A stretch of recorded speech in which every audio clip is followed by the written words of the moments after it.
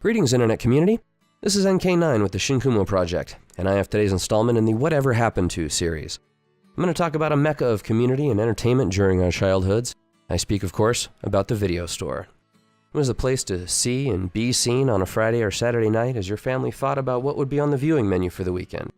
Or maybe the fight was because your parents didn't want to buy the overpriced candy that adorned the checkout area, and you, without any real understanding of money, would shriek, "But why not? It's right there! Who cares if it's cheaper somewhere else?" Because that meant you were probably going to go home without any new candy. And you were right. Your parents were tired of your shit, and they went straight home before they lost it, didn't they? Well, as been in the news recently, 2 of the last 3 Blockbuster video stores closed down, leaving only a location in Oregon as the final bastion of the old guard. While I don't necessarily consider this much of a loss given current technology, I couldn't help but be a little sad about the eventual, some might say imminent, demise of that old standby of my youth. Kinda like how advancing technology made switchboard operators a thing of the past. Still, kinda miss that personal touch.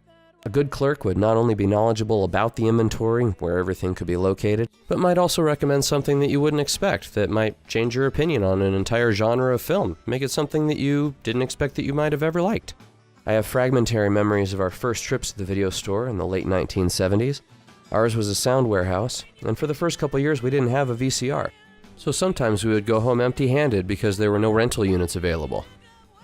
These trips totally sucked all the couch potato out of my weekend and basically made me, an inside kid who didn't like to get dirty, have to go outside in that same nature. I was allergic to everything back then, you see. Not only that, but for the first several years we kids had to stay in the car with the dogs while our folks went into the store. So aside from requests and recommendations, we had no real power over what we ended up watching. Turned out well though, my parents had pretty good taste. Also, there wasn't really much children's programming on VHS at that time, so it wasn't exactly like we had a huge selection or a section of our own to peruse. Flash forward a few years, we moved and were close to the premier location in town with a huge selection of both movies and music. At this point, the weekly outings started to take on a different feel. As we became trusted not to act a fool in the store, we got to come inside and check out our own videos. There developed a social aspect to the trip. As we started seeing other kids we knew and their families, we would share and compare what we'd picked up. I learned that most people have pretty bad taste when the new releases are all checked out.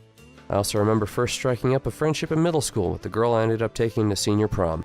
Yes, lots of long-term friendships were made and questioned Friday nights at the sound warehouse.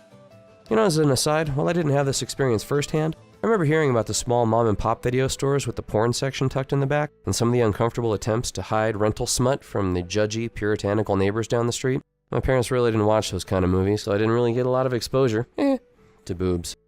Although, one time, my mom let me rent a collection of Duran Duran videos without doing her due diligence, and I saw the video for Girls on Film. Look it up. It's eye-opening. Right around this time, we got our first Blockbuster. It was catty-corner to the sound warehouse and had marginally cheaper rentals, or maybe it was an extra day or something, I don't really remember. Whatever it was, it induced my folks to transfer our flag to the Buster. If you want a visual representation of how it felt on my first visit there, see Randall as he enters the Big Choice store in Clerks. This place was dedicated to video. The whole thing.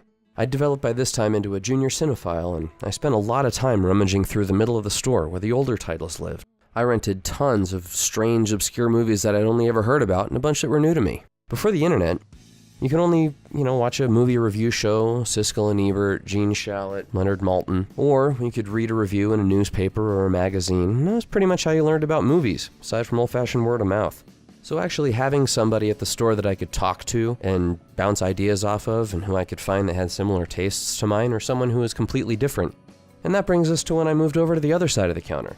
My first job was at the movie theater in one of our local malls, so when I applied to the Buster, I had an in as someone who knew a lot about movies. I also knew the assistant manager. It wasn't a bad job, though the pay was terrible, and they had a hair follicle drug test, which I somehow passed, and it gave me a metric assload of free rentals. Not to mention a lot of insight into human behavior and all the myriad ways things had changed since I was a kid shopping in the same store. In fact, we're going to tell some of our more interesting stories from our days in the retail trenches, either as a segment or another standalone series. You'll get to hear all about the kid that drove into the store, the time I had to break into a friend's parents' house after the interstate had closed because the regional manager, who was a dickhead, wouldn't let me close the store during a blizzard, table days at the mental hospital, stockroom shenanigans, and much, much more. You'll not only hear my stories, but the other members of the Shinkumo crew, and we've got a lot of them. I guess that's what these trips down memory lane are about, after all. Nostalgia for things that have been left behind by technology or shifting social norms.